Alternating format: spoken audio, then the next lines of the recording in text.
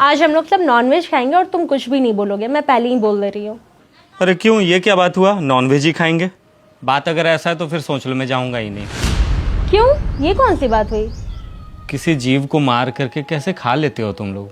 अरे तुम्हें किसने खाने को बोला है? तुम नहीं खाते हो तो मत खाओ। मत खाओ, मैं तो किसी को खाने से भी नहीं रोक सकता, पर लगता है कि क्यों करते हो तुम लोग ये ढोंग।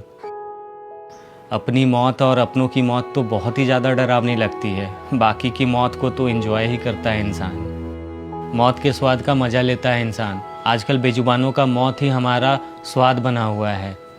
गाय का, बकरे का, मुर्गी का, भैंस का, हिरन का, सूअर का, हलाल का, बिना हलाल का, ताज़ा बकरे का, तीतर का, मुर्गे का।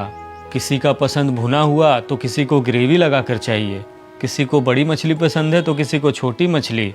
सबके पसंद अलग अलग। किसी को हल्की आंच पे सेका हुआ चाहिए तो किसी को तंदूरी चाहिए। न जाने कितने कितने नहीं बल्कि अनगिनत स्वाद है मौत के। किसी बेजुबान निर्दोष का मौत और स्वाद हमारा। स्वाद के नाम पर कारोबार बन गया है मौत। निर्दोषों का मौत, ये बेजुबानों का मौत। मछली पालन, मुर्गी पालन, बकरी पालन, पोल्ट्री फार्म्स और न जाने किस किस तरह के पालन, नाम पालन और मकसद सिर्फ एक, बेजुबानों की हत्या। स्लाटर हाउस तक खोल दिए हैं, वो भी ऑफिशियल। गली गली में खुल रहे हैं नॉनवेज रेस्टोरेंट। मौत का बिजनेस नहीं कर रहे हैं तो और क्या है? मौत से प्यार और फिर उसका कारोबार, वो भी बस इसलिए क्योंकि मौत हमारी नहीं है, बेजुबानों की है। जो हमारी तरह बोल नहीं सकते, अपनी फीलिंग्स कभी किसी को बता नहीं सकते, वो लोग अपनी सुरक्षा करने में असमर्थ होते हैं। तो फिर हमने उनके असहायता को अपना बल कैसे मान लिया?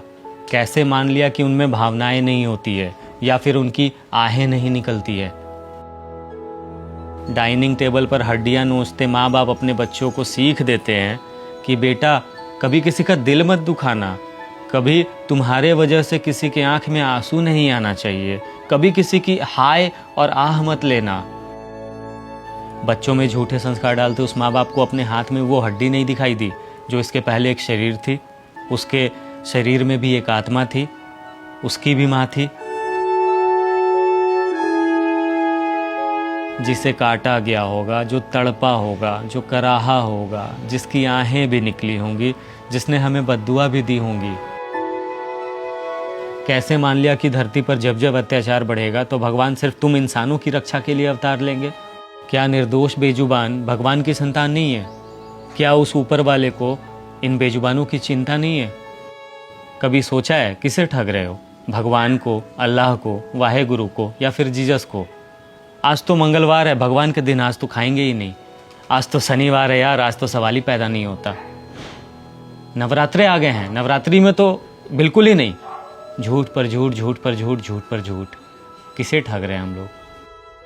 हमारे ही बच्चों को अगर कोई खाए तो हमें कैसा लगेगा? कर्म का फल मिलकर रहता है, ये बात हमेशा याद रखना। एक बात जानती हो, भगवान ने सिर्फ हम इंसानों को ही बुद्धि क्यों दी?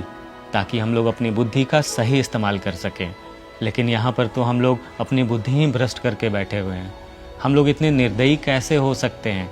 हम लोग इतने संवेदनहीन कैसे हो सकते हैं? एक बात हमेशा याद रखना कि जो कभी किसी को मार करके खाता है ना, वो मानव नहीं, दानव होता है।